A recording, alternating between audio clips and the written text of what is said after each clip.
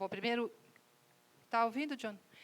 Primeiro, avisar que a gente está ciente de todas as normas sanitárias e do que a gente precisou fazer para poder estar na mesa com ou sem máscara, conforme a situação de cada um. E essa é a nossa bem-vinda. Essa é a nossa mesa de encerramento do terceiro ano letivo da pós e do curso de extensão em fundamentos. É uma emoção para mim estar aqui. Ver que tem pessoas que fizeram pelo menos 2 anos de pós sem nunca ter se visto, porque um morava em Brasília, outro morava em Salvador, e agora vieram para cá para estar com a gente, quem pôde. Então, realmente, é uma alegria estar aqui com vocês. Para mim, é mais fácil falar em qualquer outra circunstância, menos aqui no Instituto, porque o meu envolvimento é total. Então, bom, eu vou falar sobre o meu tema de pesquisa, ao lado das minhas colegas que pesquisam isso junto comigo já faz algum tempo, já vinham de percursos, mas a gente se juntou para trabalhar juntos, uma alegria, porque são minhas amigas também. E uma parte do que eu falar, eu vou indicar para elas, porque eu sei que elas vão desenvolver no trabalho delas, né? E a minha fala vai ser sobre a questão mãe, e eu só faço uma ressalva, que eu não sou muito fluente na língua neutra, né? Como a Grada Quilomba, em Memórias da Plantação, aponta, o português é uma das línguas mais generificadas, e a generificação como um exercício de poder. Então, muitas coisas que eu vou falar aqui, eu queria que vocês fizessem essa ressalva, porque senão o texto fica um pouco ininteligível. Mas não está descartada essa questão do gênero na língua portuguesa na minha fala. Tá? Mãe é uma palavra mágica que nos remete às nossas enigmáticas origens, esse corpo de onde saímos para espanto de todos, inclusive de quem vê sair de si outro humano, que dá uma pista falsa sobre de onde nós viemos. Porque se é fato que, enquanto mamíferos, saímos do corpo dos sujeitos nascidos com útero, não é verdade que a pergunta que nos causa tanta angústia se resuma às origens das células e dos tecidos. Bem-vindas. Que honra, Marisa Werneck aqui com a gente. Queremos saber sobre a origem de nossa consciência, sobre a origem do desejo, de quem nos engendrou e do nosso próprio, perfazendo o circuito de alienação e separação. Tarefa um tanto mais complexa, fadada à eternização da pergunta e da angústia subjacente. Eu não costumo ler meus textos, costumo falar, mas aqui não dava, tinha que escrever e ler, porque é muita emoção para mim. Tá? Daí que os significantes mãe e maternidade sejam disputados pela ciência, arte e religião, incensados e vilipendiados a cada desvio da suposta imagem que deveria apresentar aquela que nos pôs no mundo, nós, as majestades bebê. Coube às ditas mulheres carregarem o fardo de sustentar a imagem e semelhança dessa deusa diaba, que ora tudo dá, ora tudo tira. Engodo do qual participam tentando fazer jus ao impossível. Essas mulheres também participam desse engodo, né? Que seria o impossível? Serem a mãe, seja lá o que se espere dessa imensidão imaginária. Mas não basta ser mãe para garantir a saúde física e emocional do pimpolho. E peço desculpa, especial atenção às palavras garantir, cujo sentido, e garantir acho que é um significante que vai circular bastante aqui entre as colegas, garantir, cujo sentido na nossa cultura, minhas colegas aqui terão a oportunidade de explorar melhor do que eu. Já tinha escrito isso, gente. E também atenção à palavra saúde, tão problematizada pela psicanálise, desde que Freud nos mostrou que normalidade não é coisa do mundo humano. De perto, já dizia Caetano, ninguém o é. Voltando, não basta ser mãe, há que ter parido, ou seja, o corpo de onde saímos continua sendo visto como aquele a partir do qual algo se garante. Amor, saúde, filiação, enfim, as 1001 utilidades do nosso bombril narcísico. Resta saber onde colocar as crianças nascidas em culturas tradicionais da África subsaariana, mas também de inúmeros vilarejos ao redor do mundo, que são criadas desde o dia 1 pelas avós, sendo levadas à mãe que pariu apenas para a amamentação. Estariam condenadas à normalidade? A clínica mostra que não, né? Que são culturas, séculos e séculos de uma prática, né? ou ainda o filho de Fred McConnell, cuja história podemos acompanhar num vídeo documentário da BBC, Seahorse, que é um homem trans que pariu e que, embora tenha sua identidade social reconhecida na Inglaterra como homem, não consegue registrar o filho como seu pai, como sendo seu pai, né? O filho como seu pai. O filho como sendo seu pai, ele tem que registrar como mãe, porque ele pariu, né? Por ter dado à luz, ele tem que constar no registro mãe, ele se recusa. Afinal, ele pariu, deve ser a mãe, mesmo não sendo mulher? Curva de rio simbólica que nos obriga a repensar inúmeras certezas. Dentre elas, das inúmeras certezas que essa questão pode colocar, né, escolho para esse encontro de tempo exíguo se refere ao lugar que atribuímos à perinatalidade, ora superestimado e ora subestimado. O ciclo de gravidez, parto e puerpério precisa ser repensado. Donald Winnicott, cujos méritos não poderíamos louvar mais, apresenta em seu célebre texto Preocupação Materna Primária o ponto exato no qual atirou no que viu e acertou alhures. O psicanalista e pediatra inglês acertou em cheio ao descrever o quadro patológico fora da doença, esse é o paradoxo, né, que costuma aparecer associado à experiência perinatal, da gravidez, do parto puerpério. Ao descrever a quase dissociação psíquica da puérpero, no caso do Fred, né, que no filme a gente vê ele totalmente trespassado pelo nascimento do bebê, que poderia ser bem um caso, se a gente pudesse escutar o Fred, certamente a gente encontraria ali algo do que o Winnicott descreve de preocupação materna primária, porque você vê que ele fala, se vocês tiverem a oportunidade de assistir, ele fala, e aí o bebê vai dormir, e eu sinto falta dele durante a noite, ele chora, assim, o corpo dele, é uma coisa muito, né, que a gente reconhece aí como escrito pelo Winnicott, né? Então, o Winnicott acerta ao revelar a diferença brutal proporcionada pela partilha reprodutiva. Diferença de exposição entre a vivência de gestar, parir e aleitar e ejacular. Essa seria a partilha reprodutiva distinta, né? Digo disposição à vivência porque, para a psicanálise, ela será experimentada de forma singular. Ou seja, não é para todos, todas, diante de uma vivência, nem todos, está escrito errado, nem todos, todas, diante de uma vivência, terão a mesma experiência. Mas Winnicott descreve um fenômeno corriqueiro no qual a puérpero, deve fazer algo com excesso da perinatalidade e a trabalheira que dá se separar disso que sai do corpo e se reencontrar com o outro e não um pedaço de si. Não entraremos por essa porta hoje. Eu costumo dizer para os meus alunos que a gente passa por um corredor cheio de portas que dão para estádios, e a gente não abre todas, porque a gente não tem como acabar a conversa. Então, não entraremos nessa porta, a partir do qual a gente vai fazer todo esse processo no qual nasce um bebê e esses sujeitos podem se separar, né, se reconhecer como um outro.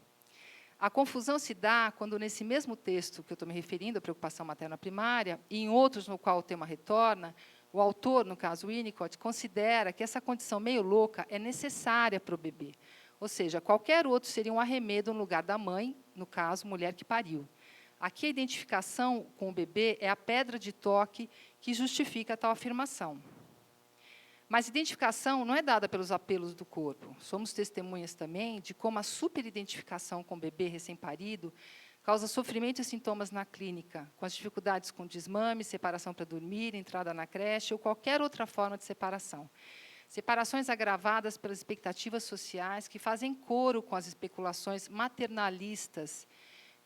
O maternalismo é uma corrente de pensamento de uma época que atravessa o nosso pensamento até hoje, que o Winnicott é um grande exemplo dentro da psicanálise, mas não é o único. Ele faz... mas é um grande amplificador, porque ele foi pediatra a vida inteira, teve acesso às mães recém-paridas, né? Colar a experiência perinatal com as necessidades do bebê, dizer isso é necessário para aquilo, é invalidar cuidadores, pais e mães adotivos na comparação imbatível com a deusa de onde emergem os bebês. Atentar para as peculiaridades desse trajeto, que inclui quem gesta, quem nasce, quem assume as funções parentais, quem assume os papéis parentais, quem assume a posição parental, me referindo aqui a uma colocação da Thais, é a grande chance de sairmos dessa captura imaginária que tanto sofrimento traz para as próximas gerações. O Fred McConnell, ele está atualmente se dirigindo à Suécia para que seu segundo filho possa ser registrado com seu nome como pai, sem mãe. Fred precisará se recuperar da incrível vivência de gestar e parir, transformando-a em uma experiência que esperamos permita que se identifique com seu bebê, mas não tanto a ponto de não poder se separar dele quando necessário.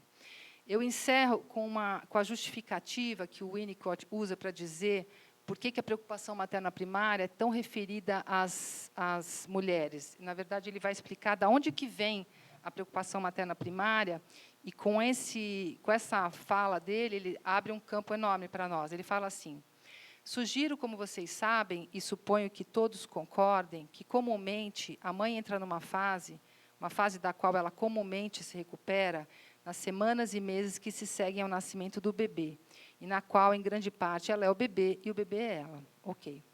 Não há nada de místico nisso, afinal de contas, ela também já foi um bebê e traz com ela as lembranças de tê-lo sido. Tem, igualmente, recordações de que alguém cuidou dela, e essas lembranças tanto podem ajudá-la quanto atrapalhá-la em sua própria experiência como mãe.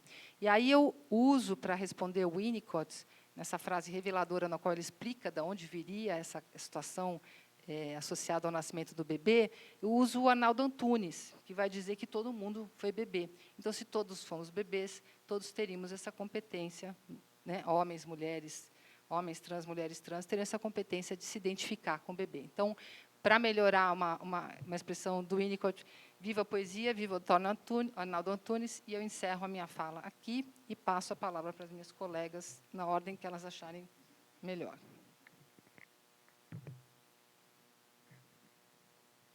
Bom dia a todos presentes. Realmente é muito legal estar de volta aqui, a essa casa, depois de tanto tempo. É uma celebração também a gente poder concluir presencialmente essa travessia que foram esses 3 anos. Algumas pessoas que estou vendo hoje, que eu só conheci sem máscara, porque só conheci no vídeo, né? Estava comentando aqui, estou vendo pela primeira vez de máscara. E para fazer esse encerramento, né, eu pensei em falar sobre algo que, a partir de um ponto que me tocou bastante ultimamente, nas pesquisas que eu tenho feito sobre as práticas ligadas à parentalidade, né, as práticas, vou chamar de obscuras da parentalidade que vemos por aí, tem uma chamada que tem sido fortemente feita, em especial pelos coaches da parentalidade, que seja um profissional da parentalidade. Tenha uma agenda cheia. Venha descobrir como encher a sua agenda sendo um profissional da parentalidade. Isso tem aparecido, né, nessa viralização, vamos dizer assim, usando uma palavra pandêmica, dá para ouvir? Essa viralização aí dessas práticas que tem como o coaching parental como seu principal representante, vamos dizer assim. Então, para falar um pouco disso, acho que nesse momento gostaria de falar disso, para lembrar nesse encerramento que saímos daqui por uma outra porta, que certamente não é a dos profissionais da parentalidade. Não entramos por essa porta, não saímos por essa porta, embora a gente tenha em comum o tema da parentalidade. A gente tem em comum esse tema, e abraçar esse tema a partir da psicanálise nunca foi uma decisão sem questionamentos, né? O tema da parentalidade, ele foi, durante muito tempo, aversivo. Vamos dizer muito tempo, não dá para a gente dizer, porque ele é um neologismo, ele não tem tanto tempo assim, o termo parentalidade. Mas, desde que surgiu, ele aparece de forma muito aversiva à psicanálise, e continua aversivo, numa certa medida, e eu queria resgatar um pouco desse caráter aversivo, apesar de ser uma celebração, esse momento, para que a gente possa pensar, né, criticamente sobre os elementos da cultura que fazem parte desse universo que a gente com o qual a gente se relaciona fortemente. Para falar disso, eu gostaria sempre de remontar ao trabalho da Daniela Tepperman, né, a tese de doutorado, em que ela interroga o surgimento desse significante parentalidade, né, a que serviria, e aí um pouco vai mostrando para nós a origem normativa do termo e a sua relação com aquilo que ela chama de uma certa ortopedia, né? A ideia de que a parentalidade viria tampar todos os furos da experiência entre pais e filhos, né, como se fosse possível aí algo da ordem do que sabemos que não há, que seria uma relação sexual, vamos dizer, nos termos do Lacan, né, a possibilidade de fazer ali. Vai denunciando como isso foi construído e faz uma questão, naquele momento, que hoje me parece importante recuperar, que seria, a partir da ideia de que... Eu estou falando do trabalho da colega que está aqui do lado, hein? Mas vamos lá. A partir da ideia de que a parentalidade viria a fazer né? Em algum momento ela interroga se a família não faria furo na parentalidade, no sentido de que uma instituição mais marcada por contradições, né? Conflitos e turbulências. Né? Acho que a ideia seria pensar a partir dos significados da cultura. Certamente, ela não está falando da família tradicional, né, que também aparece como essa instância fechada. Bom, vou deixar isso em suspense, já retomo essa ideia daqui a pouco. De lá para cá, isso tem 10 anos, o que a gente viu foi isso se expandir muito. Né? Essa ideia de uma ortopedia, né, de práticas que viriam aí garantir algo, retomando esse termo que a Vera começou a falar, garantir algo da experiência entre pais e filhos, tem feito com que surjam coisas como parentalidade consciente, parentalidade ativa, parentalidade neurocompatível, enfim, todas as experiências, vocês conhecem mais do que eu, né, todas as experiências aí ligadas ao que viria prevenir, né, prevenir a depressão pós-parto, prevenir um puerpério terrível. Né. Temos muitos alardes em torno disso, e o coaching parental é o principal representante. Bom, eu queria falar um pouco sobre o alinhamento dessas práticas ao espírito do neoliberalismo, vamos dizer assim, né, a racionalidade neoliberal. E, para falar disso de uma forma um pouco mais sintética, eu queria contar uma cena que já contei em outra ocasião, a convite da Luciana Leis, né, na jornada de reprodução assistida, que é um evento bem interessante. É uma cena que eu assisti na Olimpíada de Tóquio, esse ano, né, 2020, que foi feito em 2021, e que, para mim, foi muito emblemática do que a gente pode pensar como racionalidade neoliberal. A final dos 100 metros rasos, né, do atletismo feminino, a corredora jamaicana, Elaine Thompson-Herah, que é quem ganhou a medalha de ouro, a cena dela correndo, ela vai cruzar a linha de chegada, e na hora que ela vê que ela vai bater o recorde olímpico, né, ela bate o olho no relógio, numa fração de segundos antes de cruzar a linha de chegada, ela levanta o braço e tem aquela expressão de êxtase de quem se vê realizando o maior feito da história de um atleta. Né? Procurem no Google essa imagem, é maravilhoso. Tem um sujeito ali, exuberante, extravagante, né? Transbordante na cena. Ela ganha a medalha e os comentaristas ali, né? Vão bater o recorde. Né? E aí o comentarista especializado diz o seguinte: ela comemorou um pouco antes. Né? Se ela não tivesse levantado o braço, tivesse abaixado a cabeça, poderia ter garfado um milésimo, alguma coisinha ali a mais. Essa cena é muito emblemática do que é a racionalidade neoliberal, vamos dizer assim, usando como referência, que é Dardot e Laval, A Nova Razão do Mundo, onde eles sistematizam bastante essas ideias. Ela é bem emblemática porque é isso. O sujeito que aparece ali, na cena, ele suja a cena do neoliberalismo. Se ela tivesse abaixado a cabeça, se ela não tivesse aparecido ali, ela teria feito algo mais, né? Vamos dizer, ter algo mais no caminho da alta performance, teria se produzido, se a subjetividade não tivesse atrapalhado. Essa é uma ideia bastante emblemática disso que Dardot e Laval desenvolvem, né, sobre a racionalidade neoliberal, que coloca no centro das relações humanas a competitividade, né, a competição entre as pessoas, ordenando as práticas, os discursos e formas de se relacionar. Né. Então, ele relaciona isso ao surgimento, né, à ascensão do neoliberalismo na década de 70, que tem como premissa básica a mínima intervenção do Estado sobre a economia. Né. Essa premissa vai se alardear em termos da possibilidade do desamparo, né? O Estado que vai desamparar os mercados, o Estado que vai desamparar os trabalhadores, porque começa-se a retirar direitos dos trabalhadores. A possibilidade do desamparo é o que faz com que cada um abaixe a cabeça e caminhe em direção a maior produtividade, maior produção, como um cavalo de corrida, né, sem que o sujeito atrapalhe. É nesse paradigma da performance, da alta performance, que vai criando maior adesão aos mercados, que foi uma ideia muito bem trabalhada aí pelo Nelson da Silva Júnior, o Vladimir Safatli e o Christian Dunker, no livro sobre o neoliberalismo, que foi lançado esse ano. Ela vai criando formas aí de pensar como a cultura, né, se alimenta desse sofrimento que produz. Né? À medida que as pessoas se sentem mais desamparadas, elas aderem mais, né, a uma certa forma, se entregam aos ideais neoliberais e se submetem. Pois bem, como as práticas da parentalidade entram aí? Para falar disso, a gente precisa pensar nesse choque que é a entrada na parentalidade com esses termos da cultura. Né? A entrada da parentalidade que transborda a subjetividade.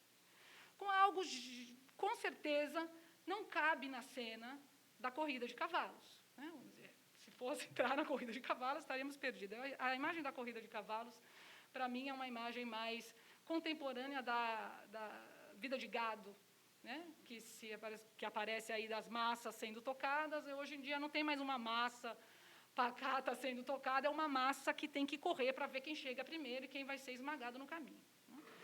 A entrada na parentalidade não tem corrida de cavalo, possível. Né. Tem algo que transborda, poderíamos pensar, ainda bem. Né. Ainda bem, tem algo aí do sujeito que aparece, que pode ser escutado, que a gente pode fazer algo com isso, mas o que vemos é o avanço, tanto da psiquiatria, com seu arsenal sobre a depressão pós-parto, né, quanto dessas práticas que vão produzindo sentido, né, antecipando que é preciso você fazer uma certa prevenção, né, ao que vai acontecer no pós-parto, uma prevenção psicológica, que é preciso dar sentido, que é preciso preencher e tirar da cena tudo aquilo que produz um desencadeamento simbólico que a pessoa vai se fazer questão. Né? Entre as várias definições do real que o Lacan faz, tem uma que eu gosto muito, que é a ideia de que o real é aquilo que se subtrai da realidade para que ela faça sentido. Quando algo do real aparece, não faz sentido. Né? Não faz sentido, se faz questão, né? Se faz uma atrapalhação que a pessoa pode sair daquilo de uma forma singular. O que essas práticas têm feito é, a partir de uma normatização discursiva em torno da experiência parental, né, você cria formas de acomodar aquela experiência via supressão do sintoma, retira o sintoma da cena, e produz uma certa adaptação, um retorno de uma adaptação o mais rápido possível à realidade. Né? A realidade da nossa triste realidade, vamos dizer assim. Tem algo que eu queria também chamar a atenção, é como essa ideia de você vai ter um puerpério terrível, uma depressão pós-parto e etc., né, a partir da qual se vendem práticas que faz com que os profissionais da parentalidade queiram ter a sua agenda cheia. Né. Ela tem algo que a gente pode ler nessa cena, que é a matriz apresentada pelo Freud no Inibição e Sintoma e Angústia. Né. A partir da nossa experiência de desamparo fundamental, constitutiva, né, cria-se uma neurose em torno da ideia de que é preciso se antecipar, né, ao desamparo, se antecipar à emergência de algo que possa reeditar essa nossa condição humana, vamos dizer assim. Tudo aquilo que é lido como sinal da reedição do nosso desamparo fundamental faz com que o neurótico desenvolva sintomas e inibições para tirar isso da cena. Essas práticas me parecem o próprio fomento a esse tipo de neurose, né? À medida que se alardeia um desamparo à frente, a partir do qual é preciso se prevenir com o investimento, a poupança e o seguro. Né? Veja como isso é neoliberal. Você vai ficar desamparado pelo Estado, não tem previdência, não tem seguro social, né? Não tem nada que te estruture, você precisa se adiantar pela poupança, o investimento seguro. Eu disse que ia retomar a ideia da família e da parentalidade, que aparece ali no trabalho da Dani, a partir de algo que é muito importante para o neoliberalismo, que é a família. Né? Não é à toa que a família é alardeada nos programas neoliberais, né, como algo mais importante, mais eficiente para a subjetividade do que aquilo que se passa na esfera pública. Né? A Melinda Cooper trabalhou isso nos Estados Unidos, analisou a entrada do neoliberalismo nos Estados Unidos e a retirada de investimentos no setor público, no bem-estar, na educação e na saúde, como isso foi acompanhado de uma ideia de que a família teria laços mais pessoais, laços mais significativos do que na esfera pública. Isso justifica o desinvestimento na educação e etc. Ou seja, a ideia da família já é problemática, né? Mas a parentalidade parece ter algo a mais. Que, além da família ser muito interessante, eu me questiono um pouco isso, retomando essa ideia da Dani, se a parentalidade também não aparece como uma redução da família que tornaria esse discurso ainda mais eficiente, né? Se a gente investir e focar, né, como essa ideia do foco, do coaching, de todo o discurso, vamos focar na parentalidade, porque ali se tem a estrutura mínima do amparo necessário para que a gente possa desamparar cada vez mais os sujeitos dos seus lados. Pois bem, né, com todo esse cenário terrível, né, sabemos que não somos profissionais da parentalidade. Né, não entramos por essa porta, não saímos por essa porta. E o que a psicanálise quer fazer, não posso falar em nome da psicanálise, mas eu tenho certeza que os psicanalistas, né, de modo geral, fazem laço com isso, porque está na psicanálise, é poder restaurar o valor significante do termo parentalidade, né, poder chegar perto dessas situações e escutar cada um, recolher a cada vez, de cada pessoa que a gente escuta, né, algo que se produz com sofrimento nesse momento histórico e nessa contingência e da vida das pessoas, algo que possa nos permitir, tanto algo na linha da escuta dessas pessoas e do trabalho com o sofrimento dessas pessoas, mas também nos aprofundar na leitura do mal-estar da nossa época. Bom, vou passar a palavra para a Dani.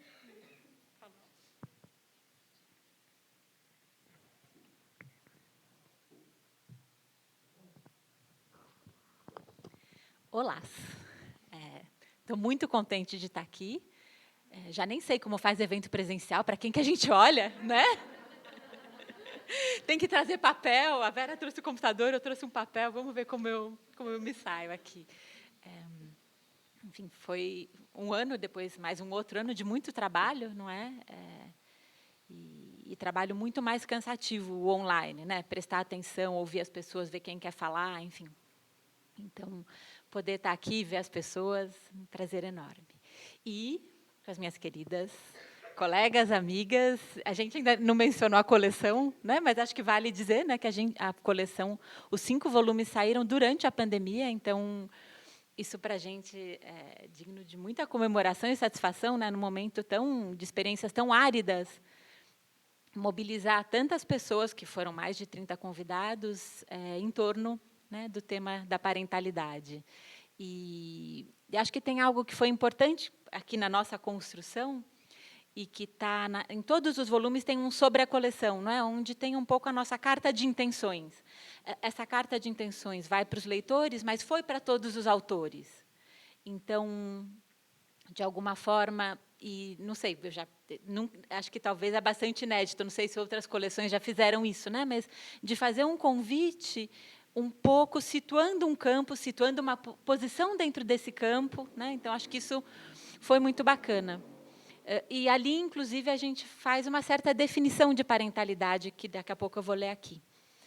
Então, eu pensei em conversar com vocês algumas coisas novas, algumas coisas antigas que eu repensei, enfim, mas mais em alguns argumentos, não vai ser um texto todo alinhavado, vamos ver também como ele sai. E pensei em dar os nomes da família e a parentalidade no singular. Na verdade, os nomes das famílias, vamos lá, e a parentalidade no singular. Porque várias vezes também as pessoas me fazem essa pergunta, parentalidades? Vamos deixar aqui em stand-by. Famílias, diria com certeza, parentalidades, aí depende. depende de qual vertente da parentalidade a gente está se referindo. Então, acho que a Thais foi fazendo uma importante menção e um aprofundamento, né, na versão da parentalidade, essa que eu chamei de normativa, neoliberal, e como isso vai crescendo, né? Então, nessa hora, eu penso que não só a parentalidade, mas também as infâncias viram objeto de consumo, né? E a ideia de geração, que está no título hoje, me parece que permite também a gente fazer uma leitura que junte o que está do lado da parentalidade com o que está do lado da criação das crianças, né? E a ideia de geração me parece que é o que junta. Vou ler para vocês aqui como a gente fez essa definição na coleção, né? Circunscrevemos parentalidade como tema que abrange a produção de discursos e as condições oferecidas pela geração anterior para que uma nova geração se constitua subjetivamente em uma determinada época. Isso implica considerar os sujeitos que se incumbem dessa tarefa no plano singular e o campo social que os enlaça. É boa essa definição, né? Vamos combinar. Eu acho que ela é boa, porque ela, né, leva em conta o que há de singular, mas também isso, o que é da época, né? Então, como se a gente pudesse pensar, né, o discurso de uma época, a história, a parentalidade, os pais e mães, enfim, as crianças aqui, e pensar como essa parentalidade interceptaria esses discursos da época, né? Interceptaria ou não, ou estaria sujeita, né, sujeitada a esses discursos da época. O Rinaldo Voltolini, que foi meu orientador, e que também tem um texto na coleção, falou recentemente num evento que chama Geração Pandêmica. Isso está online, eu recomendo muito para vocês assistirem. E ele faz a referência à noção de natalidade da Hannah Arendt, né? A natalidade como justamente essa ideia da geração, da nova geração. Vou falar um pouco o que ele diz. Ele diz: o cerne da educação é o fator geracional, é a entrada no mundo. A entrada no mundo depende do que se passa entre as gerações. Então, a educação como um processo que acontece no interior das gerações. Aqui, né, a gente está falando menos de escola e educação formal, mas a gente pode pensar a educação primeira, essa educação que ocorre no interior da família, ou pode ocorrer em outros lugares com adultos que se ocupem das funções, até para aí a gente começar e continuar a tirar a consistência, né, dessa ideia da família como um único lugar para se criar crianças. Embora a gente precise, então, formular o que precisa ser único para se criar crianças, né, que não precisa ser necessariamente no interior da família. Ontem, quando eu estava pensando na fala de hoje, eu me lembrei de um filme que chama A Culpa é de Fidel. Enfim, é um filme incrível, é um filme meio dos anos 70, de uma família, pai, mãe, um filho e uma filha, que vivem ali uma situação financeira, acho que é na França, muito boa, e, de repente, esses pais são cooptados pelo discurso revolucionário, né, e começam a militar, e essa vida dessa família é totalmente modificada. E aí vai mostrando as crianças tentando entender o que se passa, o que elas ouvem, e tentando compor um discurso sobre isso. Bom, a culpa de Fidel já faz essa graça, né, que é uma das primeiras babás dizendo a culpa disso tudo é dos barbudos, do Fidel. E aí tem cenas das crianças ali olhando os barbudos e com medo, afinal, o que são esses barbudos? É um filme incrível. E acho que ele é um filme incrível para mostrar o que é uma criança tentando formular algo a partir daquilo que ela recebe do laço social e dos seus pais e mães, ou da parentalidade, né?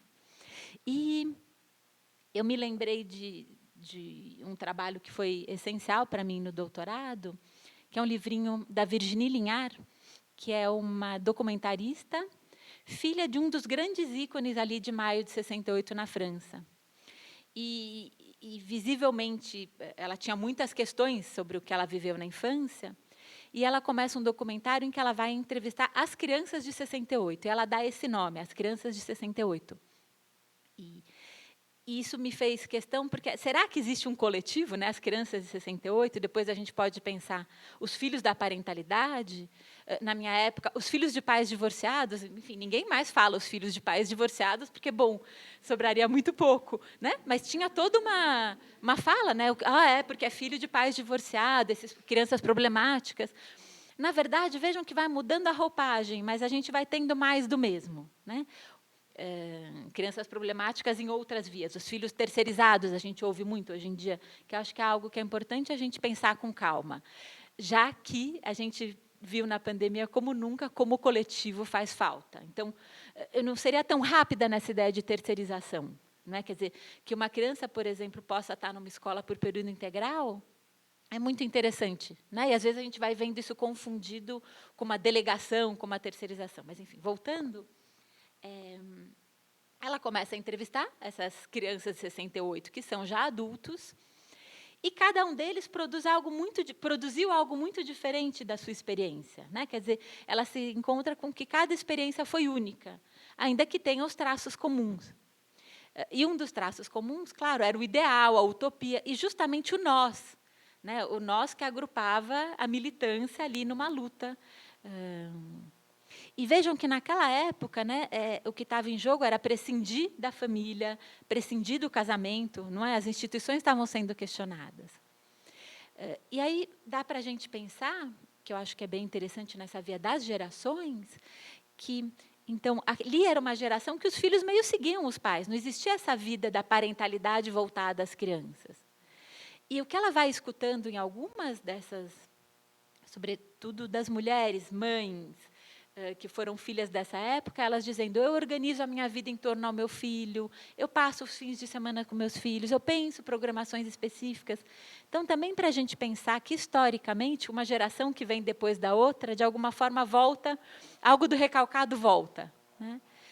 Claro que eu acho que vale marcar que esse é um recorte histórico muito específico, né? Então, estou falando ali de uma pesquisa na França, acho que a gente tem aqui no nosso país 1 milhão de outros atravessamentos, e que, então, essa parentalidade como objeto de consumo é uma via, né? Talvez aí a gente possa falar em parentalidades, né? Se a gente for colocar a questão da desigualdade social, raça, gêneros, atravessamentos. Mas, se a gente for pensar a parentalidade como aquele que ocupa o lugar, ou, na verdade, para não ser generificado, quem ocupa o lugar, aí a parentalidade é uma só. É isso que eu estava tentando pensar do plural e do singular. A parentalidade é uma só, ela é singular ali, nesse ato educativo daqueles, daquelas que ocupam esse lugar. E, ao ocuparem esse lugar, elas fazem isso em nome de um desejo que é singular. E eu fui pensando na ideia do desejo, porque a gente também vive uma época que desejar é arriscado, ou assumir esse lugar parental é um lugar de risco, mas ele é de risco estruturalmente. O que eu quero dizer com isso? Por exemplo, aquele cuidador de um bebê, quando diz: é frio, é sono, ali há um risco. Até porque, às vezes, o bebê se acalma, mas jamais saberemos se era sono, se era frio. E a gente sabe, mais do que isso, que passa a ser sono, frio, conforme essa nomeação, né? Quer dizer, isso marca a radicalidade da operação das funções parentais sobre o bebê. Então, vejam que o risco está colocado desde sempre. E a nossa época não é muito afeita aos riscos, né? A nossa época gosta de segurança, de garantias, né? Então, esse exercício da parentalidade, ele é de risco e ele é altamente arriscado, não era a palavra, mas sem garantias, né? Para não ficar aqui me repetindo, talvez eu precise ler como eu continuei no meu papel. Então, agora eu lembrei. Então, quando a gente vê os nomes das famílias, os nomes que as famílias vêm recebendo, e esses nomes são importantes porque nomear legitima. Então, família monoparental, família pluriparental, família homossexual ou homoafetiva. Esses nomes, eles falam de um lugar social, de uma legitimação social, e são importantes, e eles, de alguma forma, têm efeito sobre esse exercício da parentalidade, de quem ocupa o lugar, mas eles não nos contam sobre como acontece esse ato educativo no interior de cada família. Então, esses nomes das famílias são importantes, mas a parentalidade é uma só. Por quê? Porque o risco é a gente, então, dizer a homoparentalidade, a pluriparentalidade. Não, a parentalidade é única, independente do gênero, da opção sexual, dos laços sanguíneos. Acho que isso é importante marcar. A parentalidade, nesse sentido, ela é no singular. E algo que eu pensei recentemente, que a gente ainda fala novas formas de família. Isso que a Thais falou sobre o novo. Então, até quando a gente pode dizer que algo é novo? Então, parentalidade, a gente vai dizer que é um neologismo até quando? Eu não sei dizer. Né? Mas eu achei que talvez tenha algo de sintomático dizer novas configurações familiares. Primeiro, porque elas não são tão novas. E segundo, porque a gente fica referida à família nuclear. Então, cada vez que a gente diz um formato de família, ou de só família, percebem que parece que a gente está se referindo à família nuclear? Né? Acho que a Rudinesco já se deu conta disso desde 2003, que ela falava em famílias heterossexuais, né? E era uma provocação. Mas talvez a gente deva falar, por exemplo, para a família nuclear, antiga família nuclear, família biparental, porque aí a gente também dá um nome, mas não pressupõe um modo de ser família. Talvez esse seja um jeito de dizer como está arraigado para a gente família nuclear, pai, mãe e filhos morando na mesma casa. Por mais que a gente queira dar volta nisso, parece que isso volta. Né? Deixa eu ver.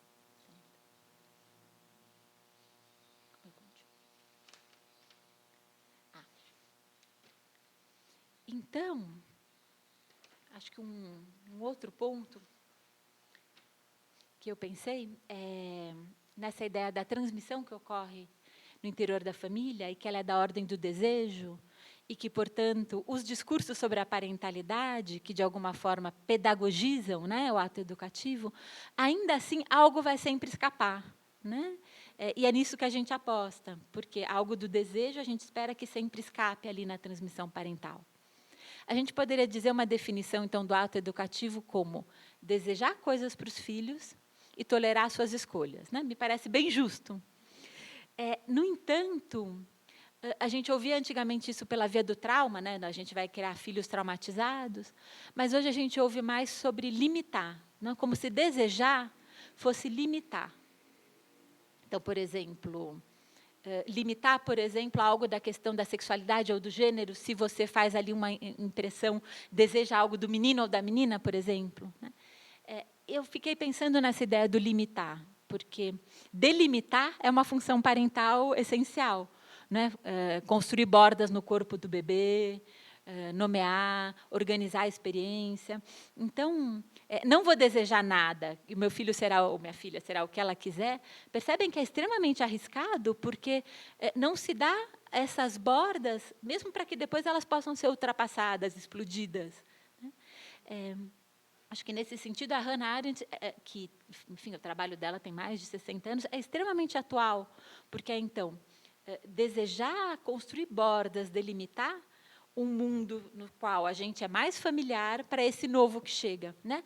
É um modo, ela diz algo, acho que é isso, né? Quem não poderia se responsabilizar por esse mundo não deveria ter filhos, acho que ela diz algo assim. E acho que é interessante, né? Porque esse é o risco da parentalidade, né? Se responsabilizar pelo seu desejo. E se haver com a diferença que vai vir ali num filho e que ela chega rápido, a gente sabe disso. Mas, entre desejar e tolerar as escolhas, tem um intervalo, tem uma temporalidade. Porque o tempo da criança é um tempo não decidido, não definido. Não é? Porque, senão, a gente perverte... Tem uma outra fala que eu acho que aparece pervertida, que é escutar as crianças. Então, acho que a Françoise Doutor foi quem trouxe isso com muita beleza e muita ênfase, escutar as crianças. Mas escutar as crianças não quer dizer atender as crianças.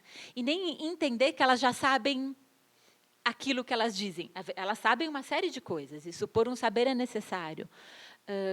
Mas suportar escutar as crianças e não responder, e não se precipitar, quer dizer, esse tempo, essa temporalidade... Essa do risco da parentalidade me parece que é essencial. Né? Então, entre o desejar e tolerar as escolhas, né, esse escutar, essa suspensão ela é necessária. Né? E, nesse sentido, retomar que a criança tem uma sexualidade perverso-polimorfa. Então, escutar a criança dentro dessa dimensão. Acho que era isso.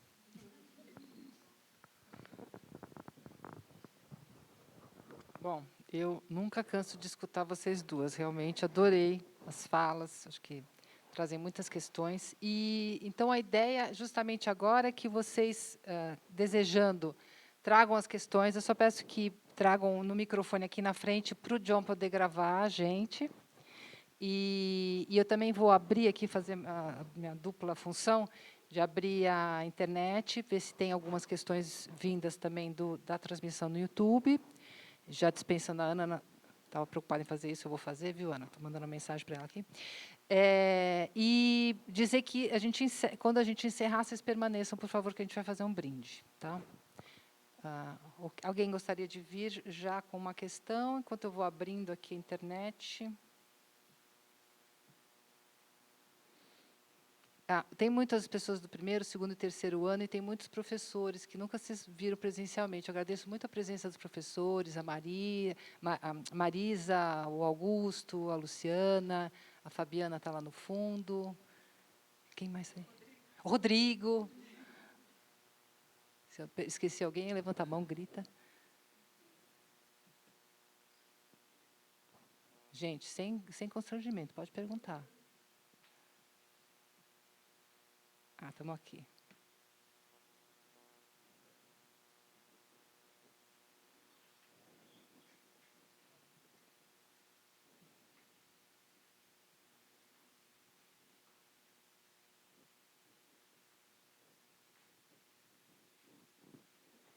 Bom, gente, muitos elogios. Queridos alunos, Etel Batica, aqui, Isabel Kahn.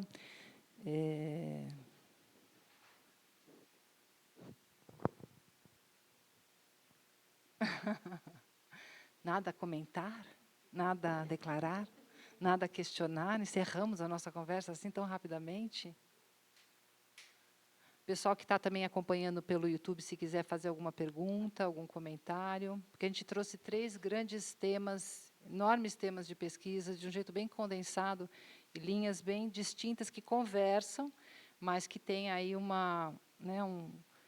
caminho muito próprio e autoral. Acho que é por isso que a coisa funciona tão bem, né?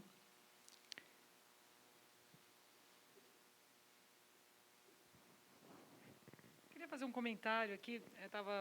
Dá para escutar? Tudo bem?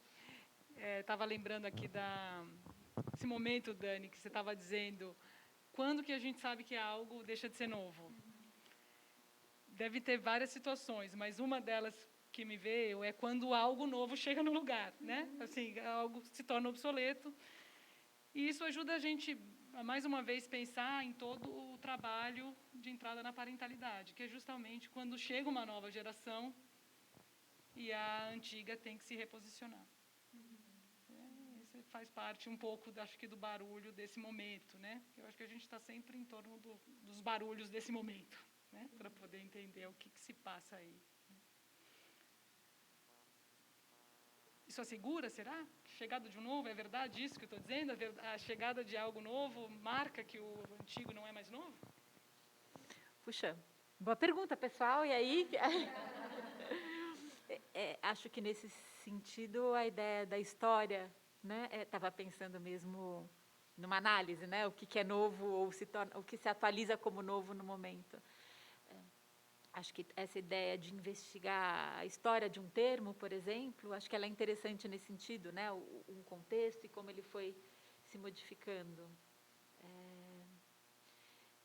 Me lembrei de uma outra situação que aconteceu esse ano que foi interessante, que foi um evento que acho que ajuda essa coisa dos termos, né? Pensar que os termos nunca são neutros.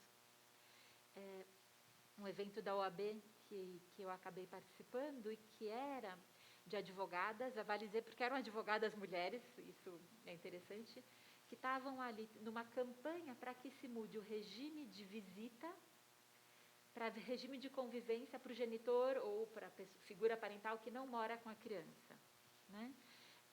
Então, vejam, a gente tem ainda, juridicamente, a figura daquele que não mora com a criança como visita, né? E aquele que não mora com a criança como visita está muito referido à figura parental, o pai, né? Então, o pai como que visita Então, vejam, é uma mudança que seria sutil ali no meio jurídico, né? Mas como esse termo, convivência, muda algo na via de que, independente de quem more com a criança, é preciso que os dois, se tiverem dois adultos, os dois adultos possam conviver.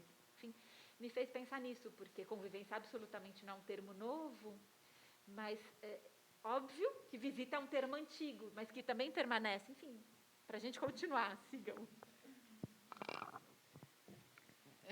Eu queria fazer um comentário, assim, as pessoas que já estão aqui circulando no Instituto, né, e elas conhecem esse discurso desde o dia 1 e vão, ao longo dos 3 anos, se batendo um pouco com as coisas que a gente vem trazendo, que desmontam essa parentalidade que está circulando aí no espaço, né, mas não sem mal-estar.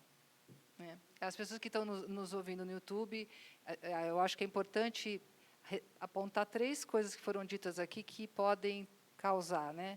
Uma é o desmonte ali de uma certa marginalização forte da mãe biológica, que a gente diz que não, só que o tempo todo, né, tanto no consultório, quanto no direito, quanto em todos os lugares, a gente vai vendo como ela sempre vai sendo considerada, na Bolsa de Valores, o top, e depois vem os outros coitadinhos que vão tentando ser essa mãe. Então, olha, na falta vai você, né, vai a avó, depois vai o pai, depois vai não sei quem. Então, tem isso. Eu acho que a fala da Thais é bem contundente, porque tem uma apresentação pública do coaching parental, do especialista em parentalidade, e isso é muito forte, a gente vê entre os nossos alunos também, né? Mas eu acho que eu já vi pessoas que eu admiro muito, psicanalistas, se dizendo especialistas numa área. A especialidade não é um termo que combina com a psicanálise, mas tem um certo também discurso social no qual você apresenta uma prática que você tem uma pesquisa mais longa, guardadas as devidas proporções, alguma coisa aceitável e alguma coisa inaceitável. Eu acho que a gente está tentando distinguir aqui o que é da ordem da surdez, que impossibilita você de escutar o inconsciente, né? E quando a Dani também fala da questão de que são termos corriqueiros, tá? Homoparentalidade, essas parentalidades que vão sendo predicadas, dando a entender que existe uma consistência ali diferente, né, do que seria da ordem de uma certa função e de quem faz, também eu acho que bate ali num lugar sensível a um discurso disseminado. Então, porque a intenção aqui é bater fofo, como eu já ouvi falando uma vez, que é no sentido da função da psicanálise, que é fazer furo, que é fazer crítica, que é tentar pensar, que é não trazer respostas simples e consistentes para que a gente possa escutar um pouco mais, porque senão a gente entra na clínica com essa consistência toda, é impossível escutar o sujeito. É impossível escutar essa falha, esse lapsus que aparece ali no vão, porque não tem vão. O vão é tamponado com essas suposições a priori. E a gente vai vendo como, na minha clínica, né, ao longo dessa pesquisa toda, o que eu fui capaz de escutar cada vez mais e o que eu serei capaz, com sorte, com muito trabalho, a vir a escutar, que até então eu não era capaz, né, em todos os sentidos. Né? Então, acho que um dos temas centrais para a gente, que hoje a gente até comecei falando, mas depois a gente não desenvolveu tanto, é o tema da interseccionalidade. Né? Foi citado aqui. É um tema central para a gente escutar cada vez mais, é um atravessamento importante aqui do Instituto, pensar as questões de gênero, raça, condição social e tudo que vier pela frente. Né? Você pode vir aqui se apresentar e fazer a sua pergunta de forma que o John possa... Oi, gente. Meu nome é Edna, eu sou do 1º ano. Estou aqui me aventurando, né? Vim para São Paulo para conhecer vocês e para estar mais perto do Gerá também. Mas interessante, a tua fala também me toca muito, Thais, porque acho que uma das primeiras coisas que a gente desconstrói quando chega no Gerá é um pouco essa ideia de parentalidade e de profissionais da parentalidade. Porém, eu fiquei lembrando de uma fala de Vera na última aula da gente, onde Vera traz a promessa da chegada de um bebê, ela é fálica, embora a chegada seja castração, né? Seja ou possa ser vivida como castração. E eu fiquei pensando em que medida, né? É uma pergunta, né? Um comentário / pergunta, em que medida essa promessa fálica é um território fértil também, né? Para que esses profissionais da parentalidade atuem, né? Porque a gente acaba entendendo que se a gente se munir daquilo tudo ali, tudo vai dar certo, né? Então, tem um repertório de coisas que é preciso fazer, às vezes, antes de engravidar, né? Então, não é nem na gestação, é antes de engravidar, para dar conta e garantir que aquele bebê vai nascer com saúde, que você não vai ter uma depressão pós-parto. Aí eu fiquei conectando as coisas na minha cabeça, por isso que disse que era um comentário. Em que medida essa promessa fálica cria, estrutura esse território fértil para que esses profissionais atuem, entre aspas, né? Então,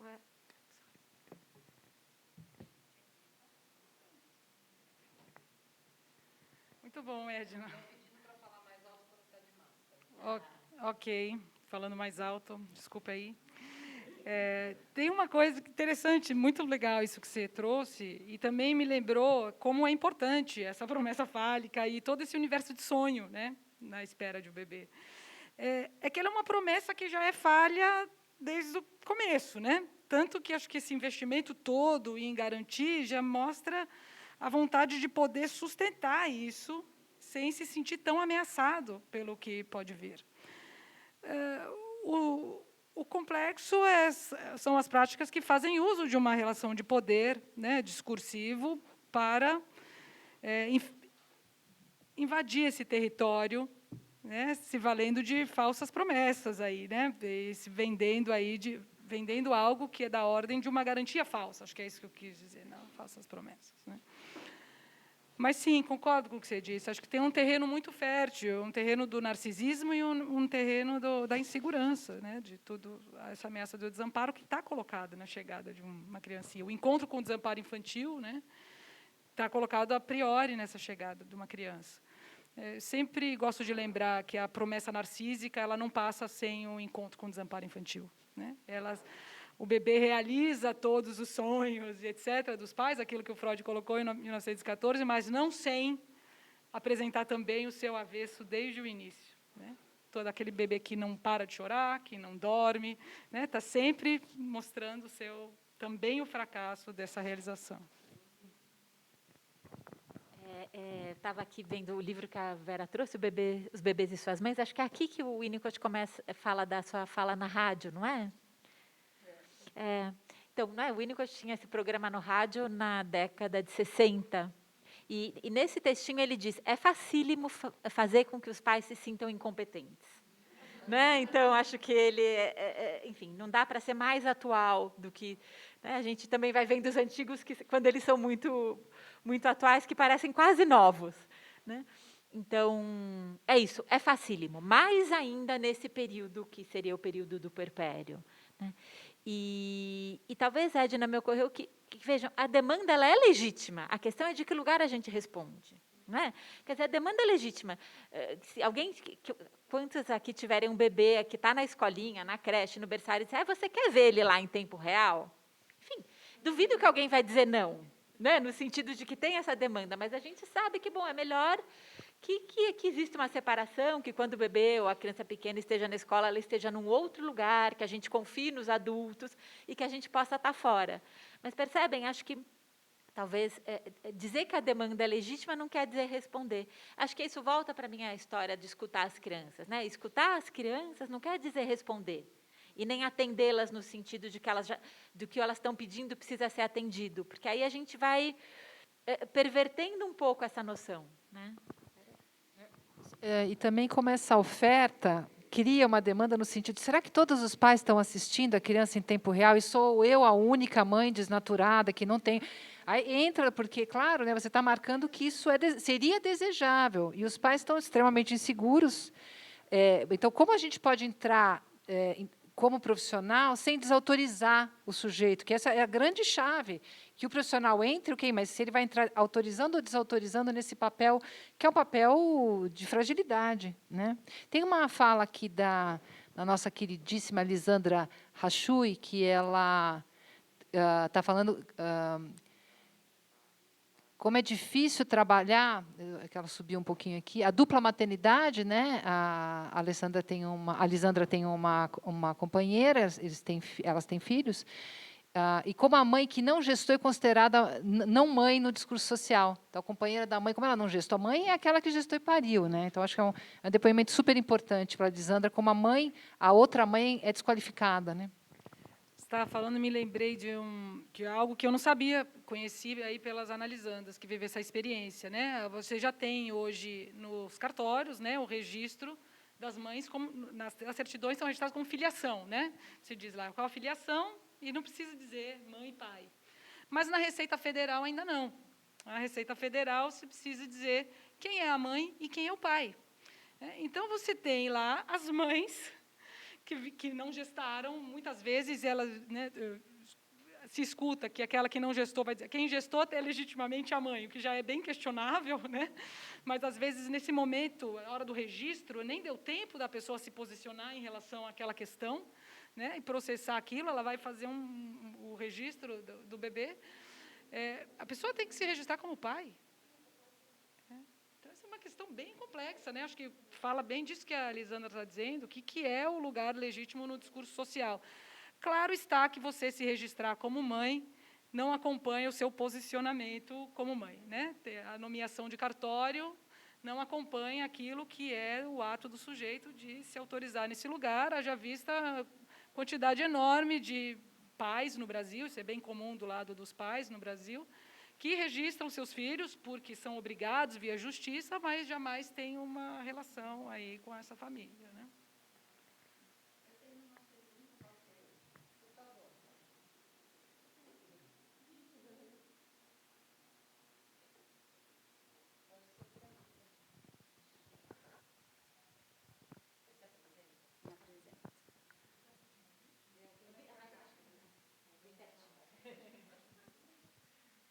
Posso ficar aqui? Tá bom, bom dia. Acho que eu tenho, vamos ver se eu consigo formular, assim, mas acho que são questões que me atravessam bastante. Maria, eu sou Maria Leopoldo, do primeiro ano. Acho que eu venho da área da educação infantil, né, acho que assim como a Dani, e vim buscar no Gerar algo que encontrei muito mais, mas talvez não tenha encontrado aquilo, muitas das coisas que me mobilizaram, assim, né, na pós. E daí acho que uma das minhas questões tem a ver com com essa a normatividade da parentalidade, esse discurso da normatividade da parentalidade, né, que tem a ver com a educação, né? Então, quando a Dani fala, né, a gente escutar as crianças não significa responder às demandas delas enfim. Mas acho que tem uma questão que se apresenta que se escuta as crianças, né? E acho que a psicanálise tem algo a oferecer nessa escuta das crianças, né? Porque quando a gente fala não somos profissionais da parentalidade, muitas vezes essas demandas que chegam para os coaches não chegam até a clínica, né? Assim, muitas vezes não são casos da clínica, né? Mas são angústias com a maternidade, com a parentalidade, que respondem a uma baita pressão, mas que não necessariamente chegam na clínica. E quando a gente também não se apresenta como profissional da parentalidade, a gente sinto que fica um vácuo aí e quem acaba entrando são esses outros profissionais que respondem de formas que a gente não está de acordo, né? Mas assim, como também poder, enfim, né, poder oferecer poder também criar um campo de oferta, assim, né? E que eu tenho a impressão que tem a ver com poder fazer as famílias criarem hipóteses sobre os comportamentos das crianças ou as dificuldades que se apresentam no cotidiano, né? Enfim, não sei, também comentário em forma de pergunta.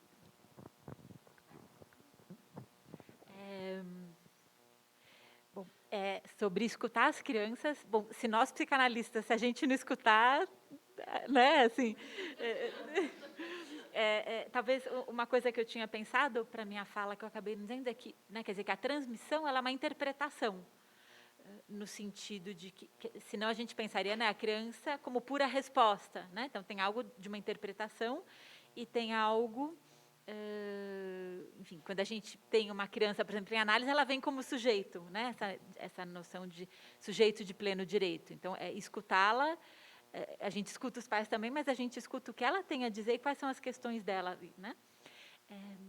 quando você diz sobre a demanda, né? Então, existe uma demanda, e até a gente está dizendo aqui, a demanda é legítima, né? Por respostas e tudo, de alguma forma, como, a partir da psicanálise, pensar isso? De um lado, me ocorre que a época em que a gente vive tem os profissionais da época, então não teria como a gente não ter essas ofertas, né, que são da nossa época e que vão ao encontro, mas elas vão ao encontro de uma fragilidade. Acho que é isso também que a Edna marcou. Eu acho que uma psicanálise que se põe a estar nos lugares, que conversa com as outras áreas, que é interseccional, acho que são muitos modos de se oferecer, né, aonde pode estar um sofrimento e uma demanda. Eu ia falar uma coisa só para deixa eu ver se eu lembro. Acho que para mim a orientadora é essa ideia, a gente não escolhe o lugar onde é demandado, mas a gente escolhe a nossa resposta.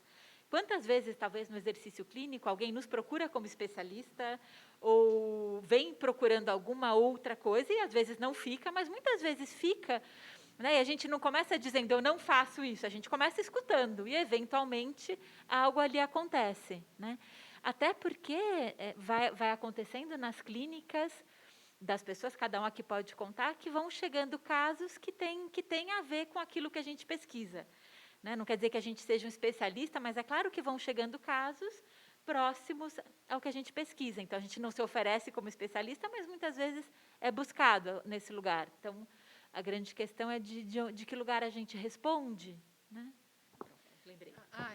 Então, eu só queria comentar uma coisa. A Cris Nicolas, que é aluna do primeiro ano, que está em Portugal, ela diz que aqui em Portugal é utilizado um termo muito interessante nas escolas públicas, que é o encarregado da educação. Assim, evita-se usar o termo pai e mãe. Interessante como ali já tem uma resposta para essa questão. Né?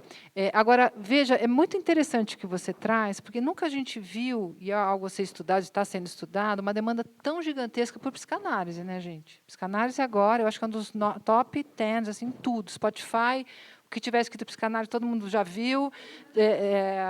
O curso, a gente abriu a primeira formação em psicanálise do Instituto e deu um tilt, porque na tarde já tinha acabado as inscrições, e o pessoal reclamou, porque então estava esperando. Enfim, quer dizer, que expectativa é essa? Né? Porque se é o que a gente está transmitindo aqui, que a gente entende por psicanálise, é uma expectativa um pouco equivocada. Essa demanda pela peste, assim, de peito aberto, coração cheio, todo mundo está muito afim de levar essas invertidas que a psicanálise tem para dar. Então, acho que tem uma demanda pela psicanálise muito grande, que envolve um certo equívoco e talvez esteja sendo respondida por uma certa psicanálise religiosa, no livro do neoliberalismo dos nossos colegas, do Sartre, do Nelson e do Dunker. Eles apontam muito como a psicanálise foi andando de braço dado com o neoliberalismo em algumas vertentes, algo a ser muito olhado e pensado. Então, eu acho que esses profissionais, eles podem, sim, se beneficiar de uma reflexão psicanalítica, não precisam se tornar psicanalistas. A gente já vem fazendo essa função há muito tempo em hospitais, instituições. E eu lembraria do Mário Eduardo Costa Pereira, no qual ele fala assim, eu trabalho no hospital há muitos anos, na Unicamp, e faço ali a minha intervenção psicanalítica, e vejo que tem enfermeiras, que às vezes tem um lugar muito mais do discurso do psicanalista do que, às vezes, o psicanalista. Né? Tem algo ali de poder ouvir, a partir desse lugar, de não responder rápido e poder ofertar algo que traga do outro a sua fala, que eu acho que a gente pode contribuir para esses profissionais, né? Que estão sendo demandados de pessoas que jamais chegarão na clínica. Mas toma um pouco de cuidado para fazer esse comentário. Olha, tem um consumo aí de uma psicanálise que não conversa com o que a gente está conversando aqui hoje, que a gente precisaria pensar, então, também o que é uma formação em psicanálise, o que está sendo transmitido. Né? Também queria fazer só um comentário, quero ouvir a questão ali da Marisa, com certeza, mas o comentário que você trouxe, eu gostei muito da forma que você colocou a questão do vácuo, que me fez pensar coisas novas. Né? Esse vácuo que fica nesse momento da experiência, e me parece que a diferença do psicanalista com essas outras práticas é justamente a sustentação de um vácuo. Né? Como você pode, na transferência, sustentar o vazio necessário para que a voz se enuncie. Né? de algum modo, quando a gente escreveu e organizou a coleção Parentalidade e Psicanálise, tem essa aposta de vamos marcar o lugar da psicanálise nesse campo de estudos. Né? Não é o mesmo lugar das outras práticas. A gente não entra numa rivalidade com essas práticas, porque se tratam de coisas absolutamente distintas. Né? Porque, na rivalidade, a gente teria que ocupar o espaço, ofertar, mostrar que isto é melhor, e entrar com os significantes neoliberais aí, né, para pôr o cavalo na corrida. Né? Não é isso. Não é isso. Tem algo de um vácuo que, às vezes, precisa se endereçar para um analista, às vezes não precisa de um endereçamento. A gente quer proteger esse momento de um vácuo, de um vazio necessário também. Enfim, acho que aí tem questões, né, para ir desdobrando. Que bom que você está no primeiro ano, porque você vai poder desdobrar essas questões para a gente aí nos próximos também.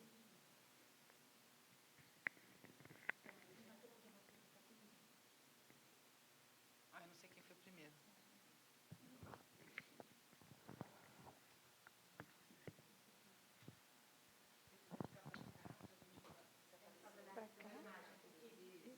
Bom dia a todos.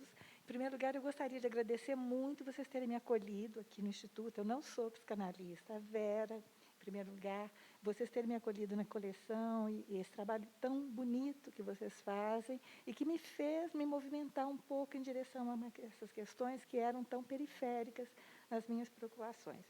Para falar um termo bem na moda, meu lugar de fala é antropologia, né?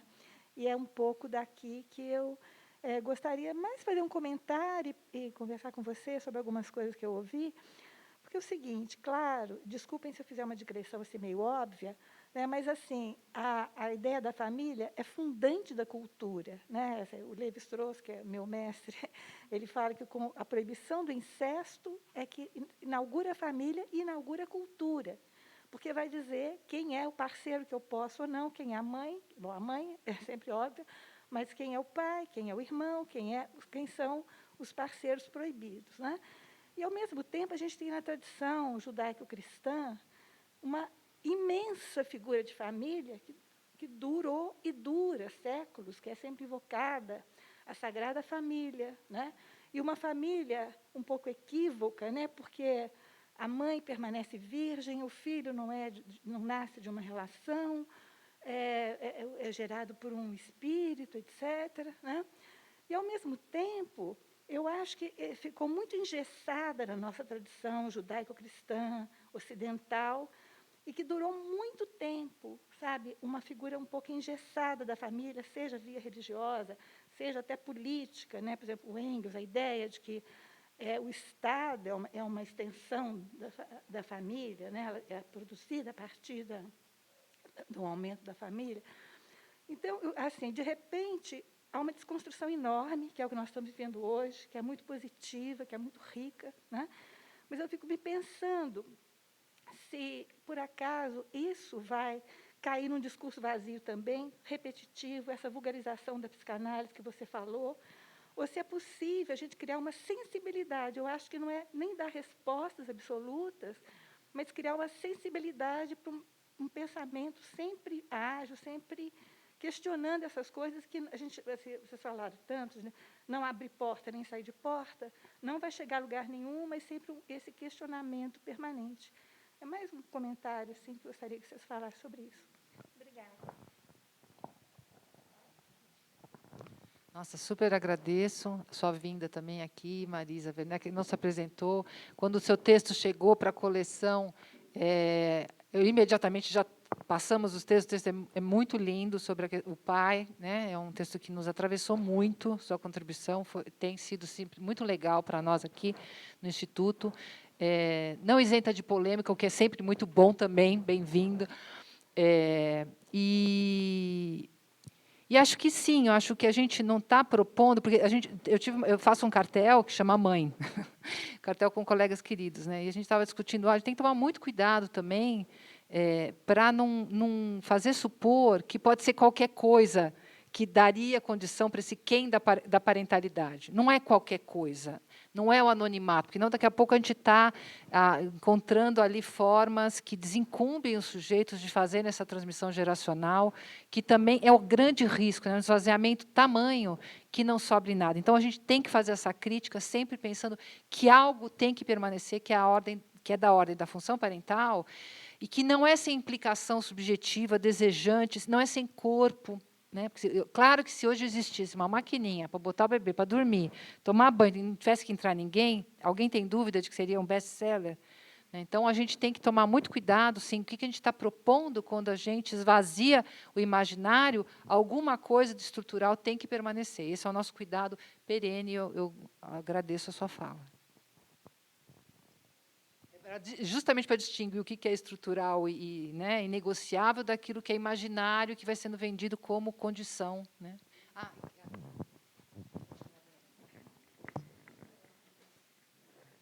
Bom dia a todos. Eu vim mais para escutar, mas eu não vou me esquivar de fazer uma pergunta que tem a ver, uma pergunta que não foi minha, mas de uma residente de psiquiatria. Meu nome é Ana Carolina, eu sou psiquiatra e tenho um ambulatório de infância e adolescência. E essa semana eu escutei uma pergunta que foi muito instigante, que eu dei uma resposta de bate-pronto, assim, mas que conversa muito com o que foi dito aqui. A residente me fez a seguinte pergunta: o transtorno opositor desafiador, ele existe enquanto patologia? Porque esse é o diagnóstico mais dado no nosso ambulatório.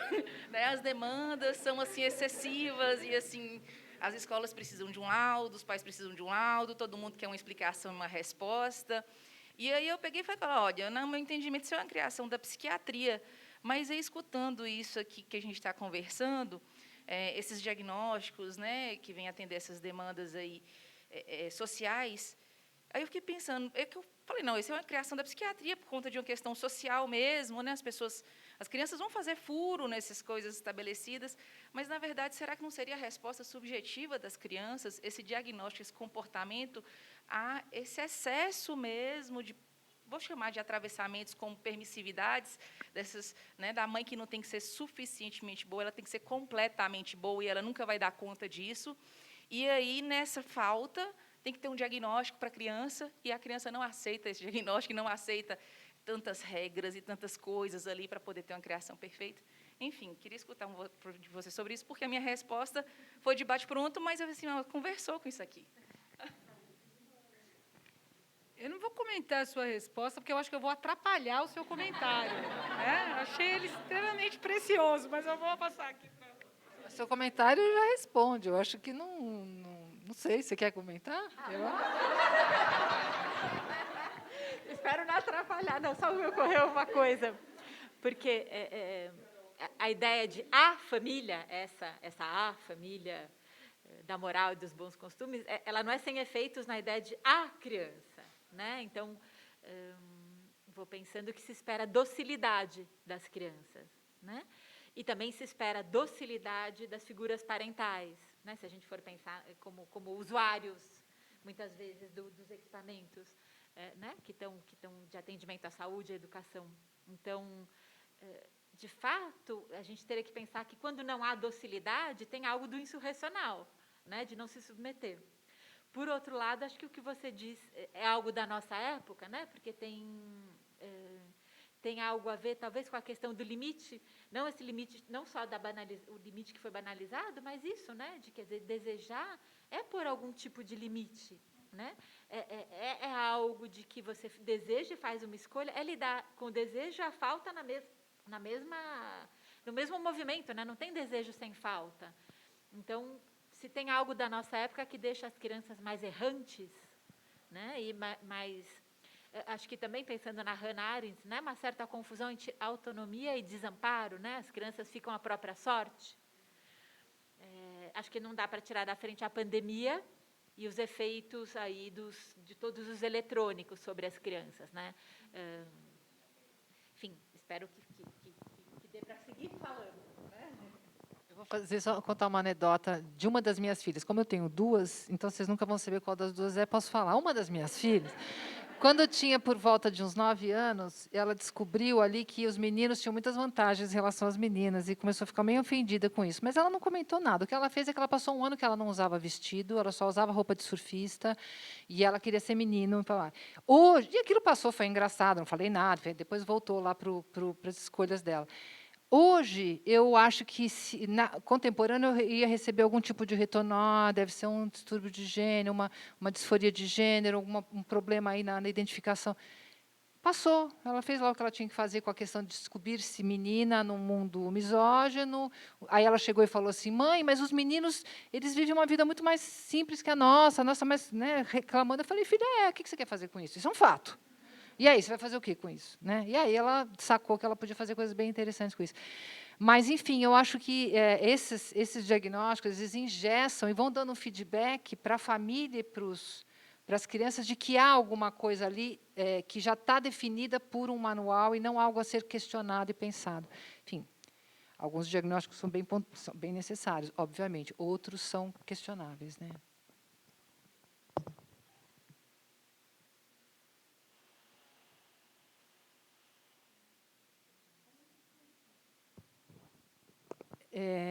Bom, eu aqui na minha dupla função de coordenação da mesa, vou chegando ao final dessa transmissão. Agradeço muito que tem muita gente, professores, que estão vendo a gente aí na internet. Vai ficar gravado, quem quiser ver depois. Tem elogios às falas de vocês também, à parte de vocês. E a gente encerra aqui. Eu pediria que vocês aguardassem, a gente vai brindar. E eu agradeço, né? Imagina o auditório cheio. Alguém tira uma foto desse auditório lindo aí? Num dia como hoje, a gente reformou a casa e não pôde ocupar, e agora estamos voltando a ocupar. Eu agradeço a todo mundo que assistiu. E vamos encerrar por aqui, e parabenizando a todos nós.